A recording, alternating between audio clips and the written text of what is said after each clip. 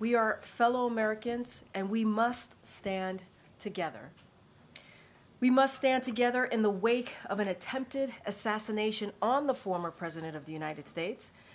Over the past several days, the President has been briefed regularly by key members of his Homeland Security team and senior law enforcement officials, and he has spoken directly to the American people.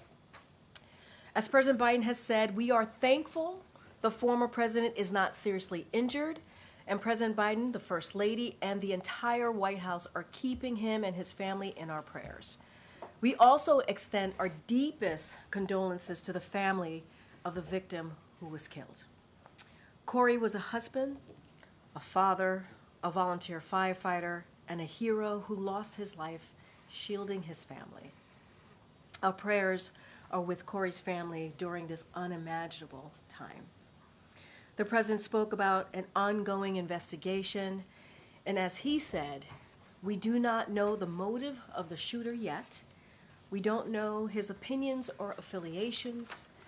We don't know whether he had help or support or if he communicated with anyone else. Law enforcement professionals are investigating those questions. And we urge that everyone avoid jumping to conclusions. Let the law enforcement professionals do their job. But as President Biden made clear, what we do know is that a former president was shot in a senseless act of violence, and a fellow American was killed while simply exercising his freedom to support the candidate of his choosing. We must not go down this road in America. There's no place in America for this kind of violence ever. We cannot normalize this. Right now, the most important thing we can do is unite against this type of political violence and reject it. That's what the president is going to focus on. As he said last night, while unity is the most elusive of goals right now, nothing is more important than standing together. Now, joining me today to answer your questions is Secretary Mayorkas. Normally would have done a gaggle because the president would have been on the road, but we wanted to make sure that we did this briefing, get it on camera briefing, and also have the secretary here to take any of your questions. So he has been alongside the president and the president's entire team as they work to get the answers for the American people. Secretary Mayorkas, thank you so much for joining us today. Thank you very much, Karine. Good afternoon. At the very outset, I want to echo what President Biden said last night. Our entire administration is grateful that former President Trump is okay. Our hearts and prayers are with the family of Corey Comprador. We pray for the full and swift recovery of those who were injured on Saturday. We are thankful for the heroic agents of the United States Secret Service who so quickly and bravely responded to the threat at Saturday's campaign event. We unequivocally condemn, in the strongest possible terms, the violence our nation witnessed that day. Such acts are unacceptable in our country and in our democracy. Both President Biden and former President Trump are constantly the subject of threats. We are in a heightened and very dynamic threat environment. The United States Secret Service, we, including the FBI and our other partners across the federal government, take the threats very seriously and adjust security measures as warranted. Maintaining the safety and security of the president, the former president, and their campaign events is one of our most vital priorities. In light of this weekend's events, the president has directed me to work with the Secret Service to provide protection to Robert Kennedy Jr. Both prior to and after the events of this past weekend, the Secret Service enhanced former President Trump's protection based on the evolving nature of threats to the former president and his imminent shift from presumptive nominee to nominee. This includes enhancements related to securing the former president during the Republican National Convention this week. I cannot discuss specifics of the protection or the enhancements made, as they involve sensitive tactics and procedures. I can say, however, that personnel and other protective resources, technology, and capabilities have been added. At the RNC, we have steadily increased implementation of significant physical and technical enhancements at every protective venue in support of protectees, including miles of anti-scale fencing, screening technology, and tactical support. We are also leveraging strong relationships across the law enforcement community, including agents and officers from Homeland Security Investigations, the Transportation Security Administration, and state and local law enforcement agencies, all of whom have been deployed at the convention. Since the attempted assassination of former President Trump, we across the government are focused with urgency to understand how it happened. At President Biden's direction, an independent review of the incident will be conducted, one that will examine the Secret Services and other law enforcement actions before, during, and after the shooting, to identify the immediate and longer-term corrective actions required to ensure that the no-fail mission of protecting national leaders is most effectively met. The men and women of the Secret Service have one of the most solemn and difficult jobs in government. Their work involves tremendous sacrifice, risk, and bravery. We saw those qualities in action on the stage at this past Saturday's event. With respect to the tragic event of Saturday, the FBI is leading the criminal investigation, which is ongoing. An independent review will be conducted to understand the facts regarding protection of the event and make findings and recommendations accordingly. I will therefore not be able to comment on the facts subject to investigation and review at this time. With that, I will take your questions. Secretary, on that independent review, who will lead that independent review? What is the timeline for how long it will take to understand the failings that happened on Saturday? And will those findings be made public, or at least a summary of those findings be made public? We are indeed in the process of selecting who will lead the independent review. The findings indeed will be made public. It is very important that we achieve transparency so that the American people have confidence in the work of the review and in its findings and recommendations.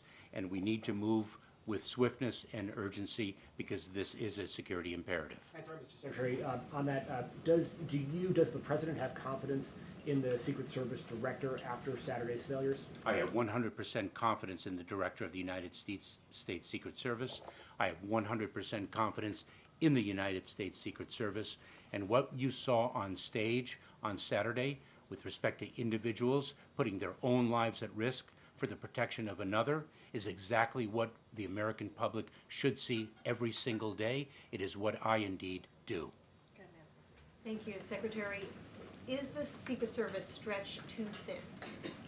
The Secret Service in times like this calls upon other resources and capabilities to handle a campaign of this magnitude. This has been the case each and every presidential campaign. We draw upon resources not only across the federal government, but with state and local law enforcement. And I do intend to speak with members of the Hill with respect to the resources that we need. And a few House Republicans have suggested that this was an inside job, that this administration or the Secret Service wanted Donald Trump to get shot. There are conspiracy theories proliferating online. How do you feel? How does the rank and file feel when they hear that? So let me just say this. First of all, that is preposterous, and it is also dangerous to propagate rumors that are so unequivocally false and provocative.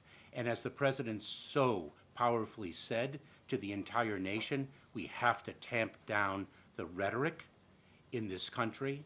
The rhetoric itself creates a threat environment that really is quite dynamic and evolving. Mr. Secretary, what concerns you about the fact there were witnesses who had identified a gunman on the building? There was local law enforcement assigned to that building, and of course the Secret Service having the overall responsibility.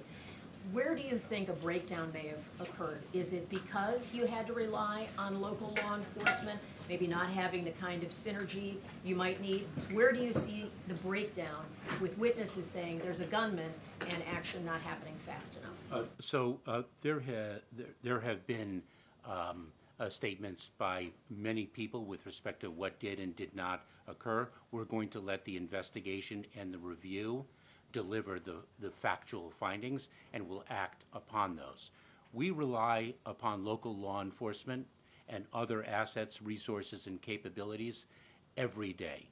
And we are incredibly proud to do so, and we're incredibly proud of the courageous law enforcement officers upon whom we rely. In the time that you've been here, the former president has selected J.D. Vance. What can you tell us about the security for the running mate? So the United States Secret Service, when a selection is made, will provide the appropriate level of security. When you say we're in a heightened threat environment, what's the underlying reason for that? What can you tell us more about that? So this is something that both Director Wray of the FBI and I have communicated publicly, both in hearings and outside the hearing context. The threat landscape is very dynamic, both domestically, with the rise of domestic violent extremism. The rhetoric to which one reporter referred only contributes to that. And of course, we have seen the foreign threat environment increase as well. Jen. Thank you. You just said that you have 100% confidence in the Secret Service. Does the president share that confidence? Have you talked to him about it? I will not speak for the president, but I know as a protectee, he's incredibly. I'll speak to that when it's my turn. Go ahead. Hi, Secretary. Thank you. Can you speak to any enhancements to the president's security for his trip to Las Vegas this week and other locations? I mean, how has that changed, if it's changed at all? And I have a second question as well. So I'm not in a position to share particulars because we do not disclose tactics, techniques, and procedures. But let me say that adjustments have been made to the former president's detail, to the current president's detail, as well as to the vice president's detail. And with social media companies, I mean, terms like deep state have been one of the most viral terms over the weekend on platforms like X, on Meta. Has there been any outreach to these companies from administration officials to try and stop the disinformation or kind of quell it in any way? Well, the rhetoric that we hear, we are very mindful of the First Amendment right that is one of the underpinnings of this country. And so the balance between respecting the First Amendment and actually rhetoric that can be addressed by these social media companies is something that we deal with on an ongoing basis.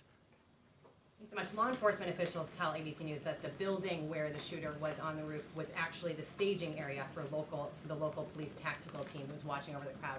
I understand you can't comment, you have an independent review, but why would the Secret Service not be tasked with overseeing that building with a direct line of sight at the former president? So once again, I will not comment on specific facts or asserted facts with respect to the subject of the independent investigation, both the review and the FBI's criminal investigation.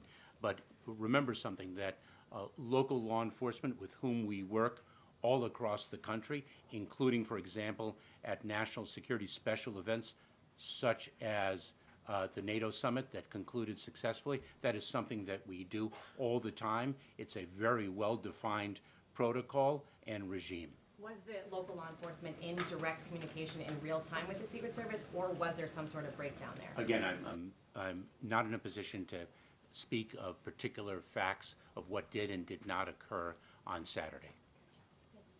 Mr. Secretary, would the president dismiss his Secret Service director if this investigation returns findings of failures by that agency that could have been prevented? I am not in a position to speculate, nor should I. How is it that we are now about 48 hours out from this, just shy of that, and we still don't have any information on a motive? Is it that the investigators are withholding any information out of sensitivity to this heightened threat environment that you mentioned, or the political events that are happening right now? So remember something, that the assailant is deceased. He was shot and killed by the United States Secret Service. The ability to identify a motive is something that, in this situation, is a result of extensive and intensive investigation. And so it is, in fact, only 48 hours after the tragic events of Saturday. And you will recall, I think, in the very, very tragic shooting in Las Vegas quite a number of years ago, because of the fact that the assailant then was shot and killed, a motive was not identified at all. Have a motive there, Mr. Secretary. Are you suggesting Correct. that we might never find one?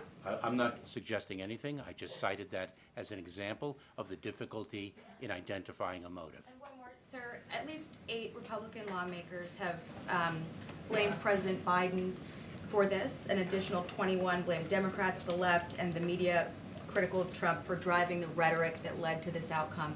How does the White House respond to that blame coming from some Republican lawmakers? I will let Karine answer that, but I think the President's comments with respect to the rhetoric that we need to tamp down in this country is Will that start here at the White House? is responsive. Sir? Go ahead, Matt. Yes. Go ahead, Matt. Mr. Secretary, you've said that there was a failure here. There's a criminal investigation up and running.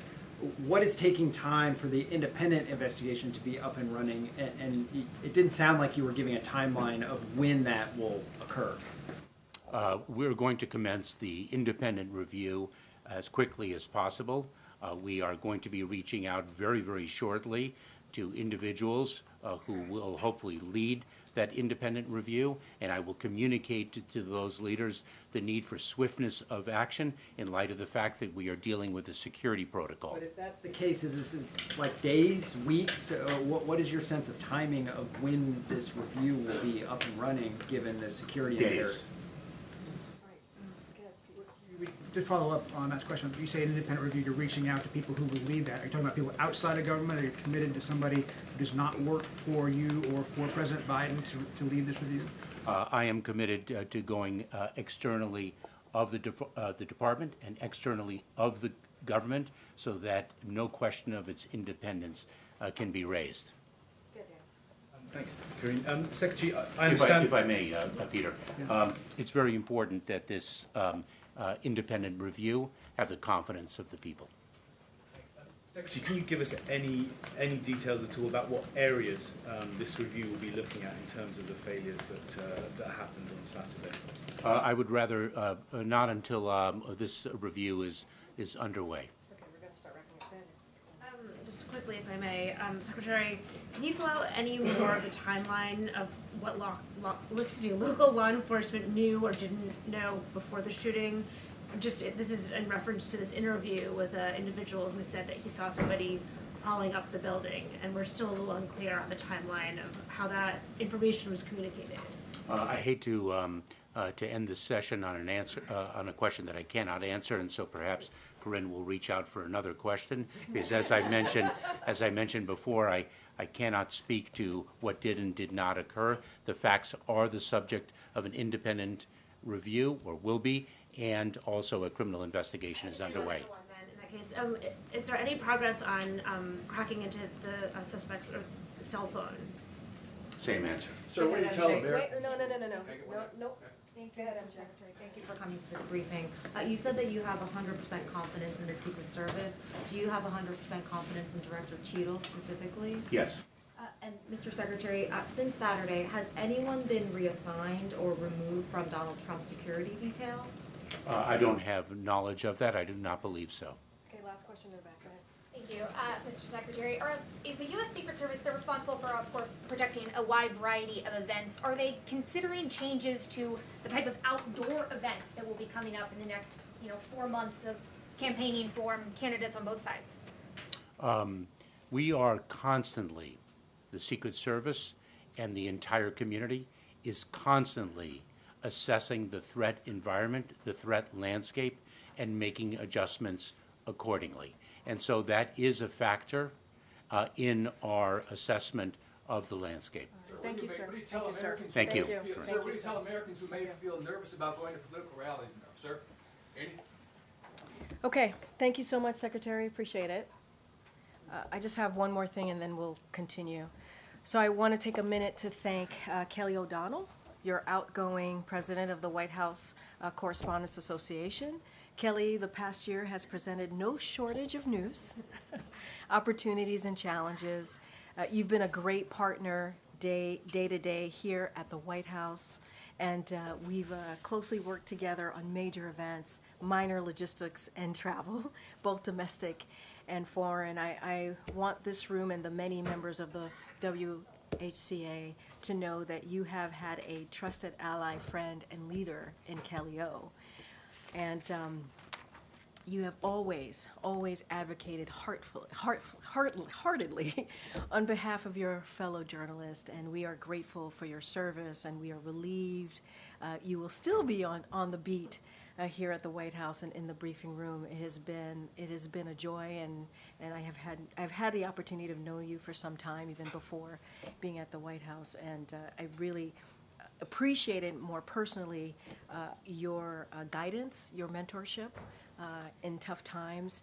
And so thank you so much, Kelly. And we are also looking forward to working closely with Eugene Daniels, the new president of WHCA, and we congratulate him as well. It has been a joy, and thank you so much. Thank you so much.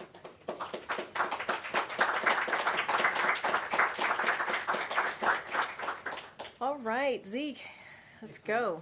Following up on Jenny's question there, does the president have confidence in the director of the Secret Service? So a couple of things, yes. So the answer is yes, but I do want to say the director is working hard to examine what happened and to ensure protectees have needed security. And she is committed to cooperate fully with the independent review that the president obviously announced and directed to move forward with just a day or so ago. Everything is moving so quickly. The men and women at the Secret Service have a hard job. As you heard the Secretary mention, they work tirelessly every day to protect the president, former presidents, and other people. Their mission is critical, and we need all hands on deck in this moment. Right now, we are focused on getting all the facts so we can get to the bottom of this, of what happened. It is important for the American people to know what happened. That's why the president directed an independent review, direct an independent review, if that's what the president asked for, direct the Secret Service to provide Donald Trump and all other protectees the resources needed to ensure safety, and order the Secret Service to review all security measures for the Republic Convention, which is what you've heard directly from the Secret Service speak to in the past 24 hours or so. But yes, he has confidence.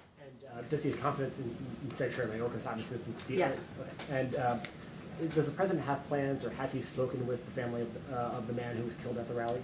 So you heard me at the top, and you heard the president speak in his Oval Address, and one time before that, obviously, and he gave a heartfelt condolences to Corey's family, and the families obviously who were affected by the horrific shooting on Saturday.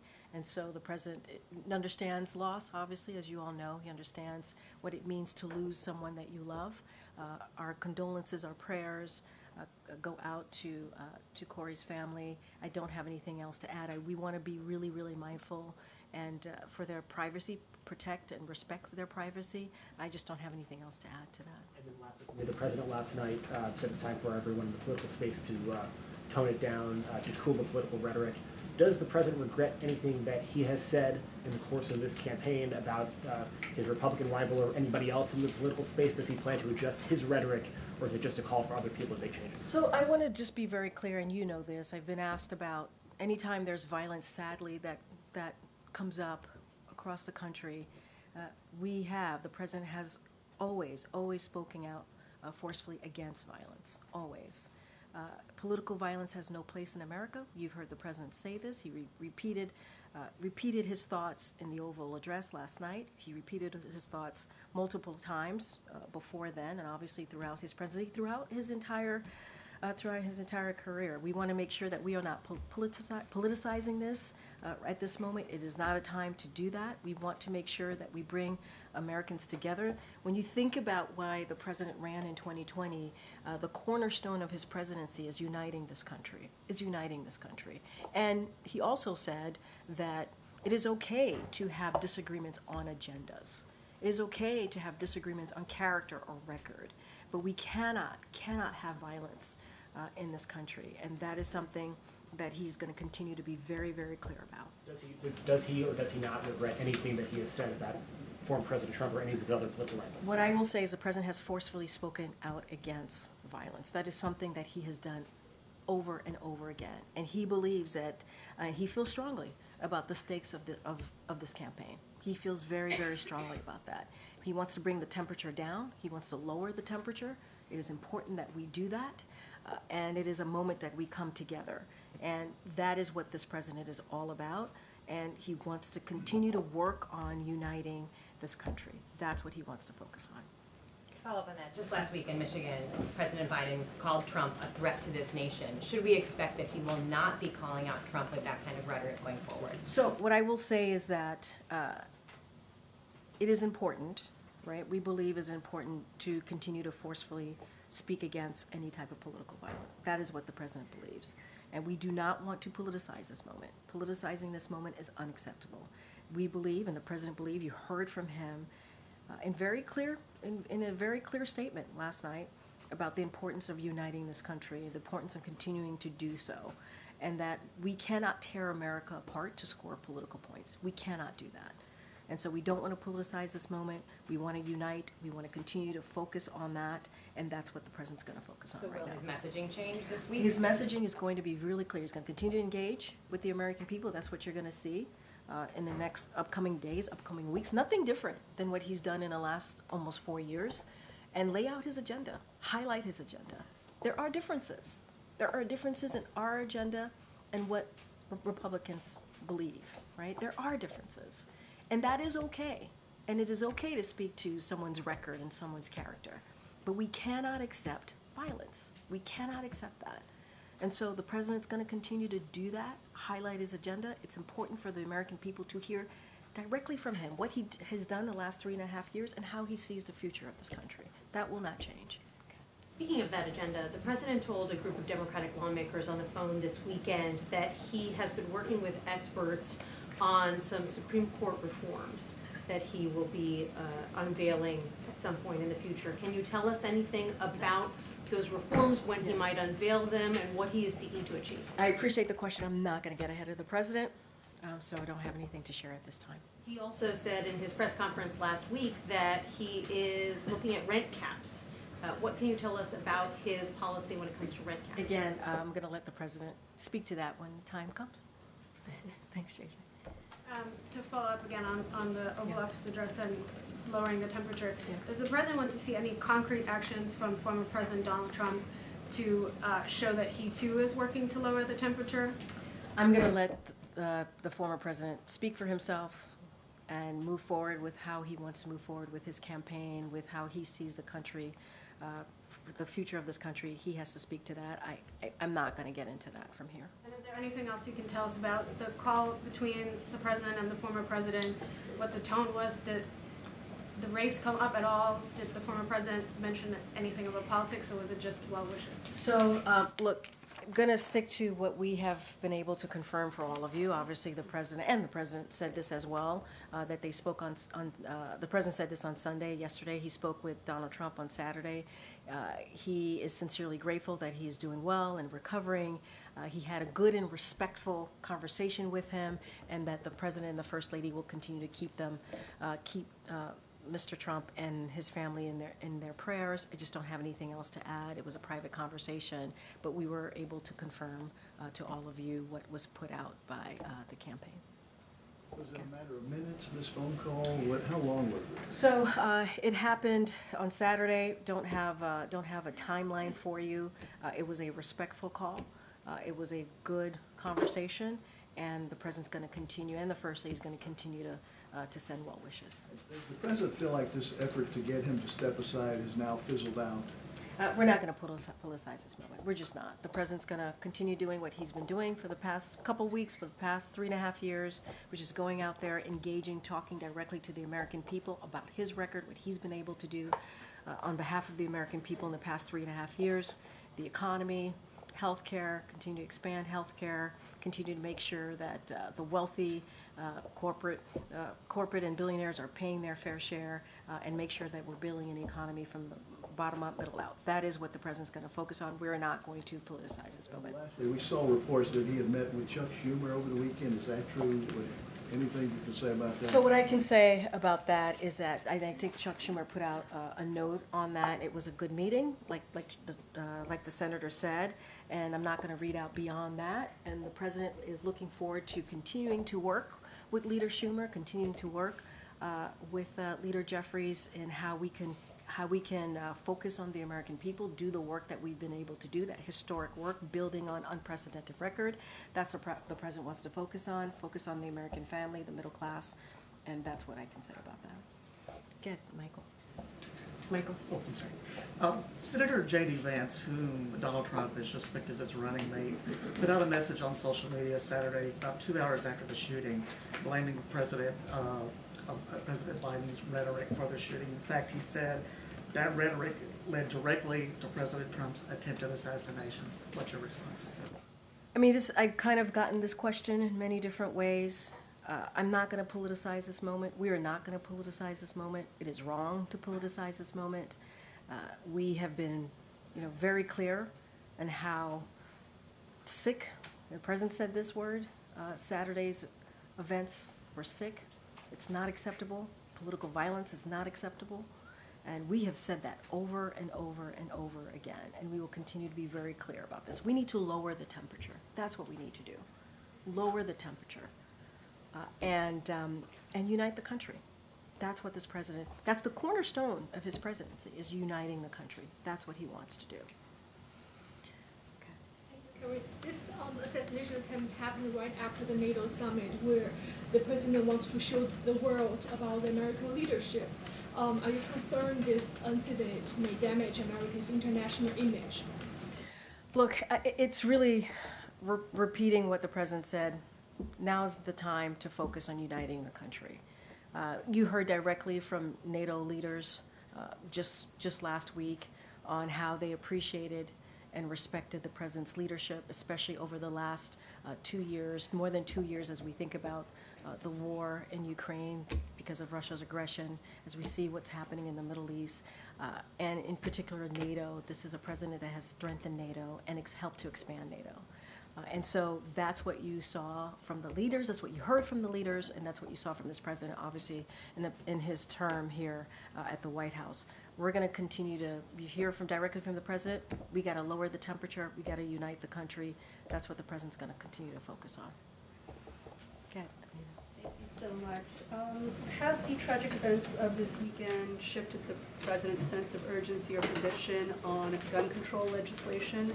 And then secondly, there's been a lot of right-wing chatter about the female agents guarding the former president, specifically whether women are up to the job. People are noting that they're smaller, that they weren't able to cover the president, but I mean, this is a talking point that is circulating. So what's your response? That's ridiculous. To your second question, obviously, it's ridiculous. Not to your question. I understand why you're asking the question. The sentiments coming from that about women and not being able to do the job, that's ridiculous. Just to be really clear about that. And look, you heard from the secretary. These men and women put their lives on the line. What they're doing is brave. And we should not discount that. We should not discount that if it's a man or if it's a woman. And to have that sentiment out there is unfair and it's ridiculous. Now, to step back, there's going to be an independent review here. This is something that the president directed and asked for. We got to get to the bottom of this, of what happened. And the American people deserve an answer, and that's what the president wants to see. And so getting into these types of speculation is just ridiculous. It's just ridiculous. Yeah. Oh, yes. Look, the president has been obviously a strong advocate on gun control. He has been throughout his career as a senator, as vice president, and now as president. As you know, we were able to get a bipartisan legislation done, the first bipartisan legislation to deal with gun control that we hadn't seen in about 30 years.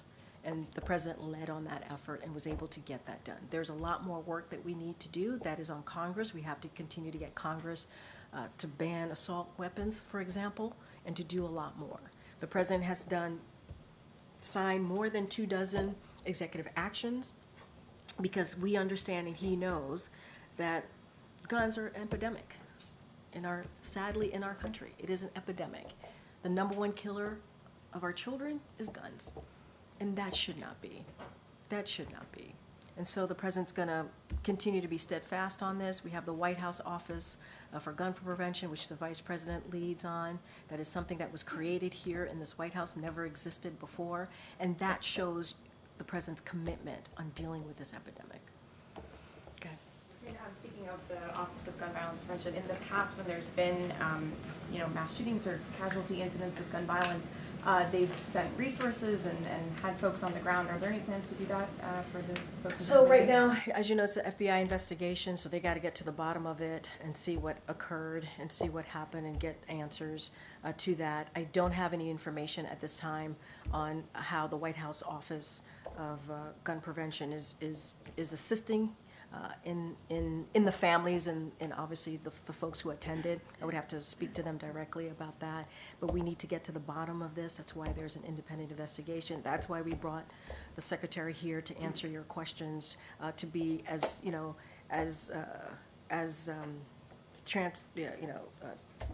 transparent as we can be at this time. We got to let the investigation move forward, but it's important to do that. And hopefully we'll have more to share with you on your question. Okay. Thank you. Is it the White House counsel's view that the Attorney General has the legal authority to appoint special counsels? Look, if you're speaking to the announcement that came out, I have to refer you to Department of Justice. I don't want to have an opinion from here. Department of Justice is independent. As the president has said, even during his 2020 election, he said that he would want to restore the independence of the Department of Justice. He's done just that. They make the decision on their cases independently, so that's a question that I would have to refer all of that to Department of Justice. After the president paused his campaign events over the weekend, obviously he didn't go to Texas. Now he's heading to Las Vegas this afternoon. Can you give us a preview of what to expect? Are we anticipating a different tone out on the road than we're used to seeing with the president when he's out on the trail? So as I mentioned a couple times before, and as the president has said, we have differences in our agenda. We do. What we believe is very different than what Republicans believe and how we see the future of this country. And that is important to have differences. It is important. It is okay to have differences. And so he will talk about each of those differences. It is crucial, though. It is important that we bring the temperature down. That's what the president has said. That's what he wants to see. And, he's going to live through those values, and that's what you're going to see. Talk about his agenda, highlight his agenda. That's what you'll see in the next couple of days. Go ahead, Jackie. Karine, taking another stab at the question you've answered several different ways, but I guess more simply, are we going to continue to hear the president in official events or on the campaign trail use the phrase threat to democracy specifically? I want to be very clear. The president's always going to denounce violence, forcefully denounce it. He's always been against this throughout his career, throughout the last 4 years. We do not want to politicize this. It's unacceptable to do that. That's what the president has said. It is time to bring this country together, to bring American people together. That's what he wants to see. And so that's where I'm going to leave it. He wants to unite this country. And that is something that he's been saying since 2019. Really hard to do, though, if you're trying to make a shift away from what has been the platform of this administration, of his campaign, in that the view is that Trump and the MAGA Republican agenda is a threat to democracy. So how do you get that message across while bringing the temperature down? How is that phrasing going to be replaced? Is it going to be replaced? Well, look, what I can say is this. We have our differences, and it's okay to have our differences. And it is okay to speak to someone's record, to speak to someone's character. That is the difference of, that is important to be able to do, to show, right, what the American people, what you're all about. We're just going to continue to denounce violence. It is important to do that, forcefully be against violence. Political violence has no place in America. It should not be. It does not have a place here. The president's going to continue to be very, very forceful about that. But we have a difference of agenda. That is the truth. That is the truth. And we're going to continue to speak to that difference, and the president's going to highlight his agenda. Does the president view Trump's agenda as a threat to democracy? Look, what I will say is right now we're not going to politicize what happened on Saturday. What happened on Saturday was horrific. It was. It was sick, as the president said. And we got to move forward in the way that we respect each other, that we don't have this type of discourse. Can you bring us inside the room, though, in a way that you're asking to bring down the temperature and have people consider the language that they use in order to dial back where we're at? So how are those discussions going on inside? Is there reflecting on language that's been used? What example is the president setting for others? Well, I think the president has set an example on Saturday. No, but we can't also discount what's happened in the past 3 days, right? We can't discount what the president did on Saturday, right? We can't. He spoke to the former president. He was briefed by his team. He addressed the American people the same night, right? Came back to D.C. Yesterday, he had another briefing with his team. Right after that briefing, he went into the Roosevelt Room, spoke to the American people, and then used the Oval Office, one of the most important tools to use, important places to give an important address to the American people in prime time on a Sunday. I think that's important. He wanted to make sure that the American people heard directly from him, from the President of the United States, and also wanted to lay out that we should be able to have differences. Violence shouldn't be a part of that, right? He wanted to lay that out and say we have to bring the temperature down. I feel like those 3 moments that we've seen in the last three days shows how the president is moving forward. It does. And it is lowering the temperature, saying violence has no part in our democracy in America, and saying it is okay to have differences. He also said that. He also said it's okay to have differences. Got Annie. If we just take Jackie's timeline, the timeline that you just referenced, and move it back to 4 days before today, when the president was in Michigan, he said, over my dead body, it will happen, referring to Trump becoming president. He also said, another 4 years of Trump is deadly serious, deadly serious. And I think that's the type of language that we're referencing here. And would it be possible to get some sort of indication about whether that kind of language is what we'd expect to continue to hear from the president? So look, what I would refer you to is basically what I told Jackie's the last 3 days. And what the president has said, you heard directly from him, what he's laid out, how he sees the future, how it's important to be able to speak to different agendas. It is. It is important to speak to someone's record, someone's character. Violence has no place in America. Political violence is not okay. It is not. It is just not. The president said what we saw on Saturday was sick. I've said this about 3 times, used that word 3 times in this press briefing. It is not something that we should condone. We have to condemn violence. And that is something that this president has done throughout his career. And I think we're clear on that. It's just will the language shift from the president, given what you're talking about? What I will say is you'll hear the president highlight his agenda over the next couple days. He will continue to do that. He will speak to the importance of the American people understanding the differences of where he stands and where Republicans stand. I got to be mindful here because it is a campaign that we're speaking about. And I think, though, if you look at what the president said, if you heard what the president said the last 3 days, and how he's led this country in this horrific time that we saw coming out of Saturday, I think that's important. And I think that's what the American people want to see. Toning down the rhetoric and condemning violence. I got to wrap it up. Go ahead. I'm being Karine. pulled. Yeah, thanks, Karine. So then, given the language from the leader of the free world, how does the president or the administration vary in the responsibility for the environment that we're in?